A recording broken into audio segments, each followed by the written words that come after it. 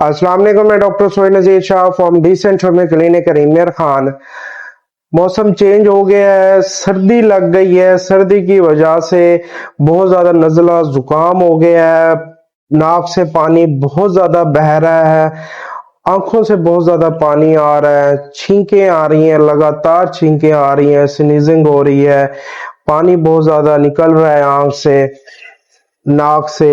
साथ में पेशानी में अगर दर्द हो गया है, गला बहुत ज्यादा खुश्क हो गया है, और कोई गर्म अशिया खाने से, चाय पीने से, जोशांदा इस्तेमाल करने से, गर्म पानी पीने से अगर थोड़ा सा भी आराम महसूस होता है तो इसके लिए होम्योपैथिक में एक बहुत जबरदस्त मेडिसिन है।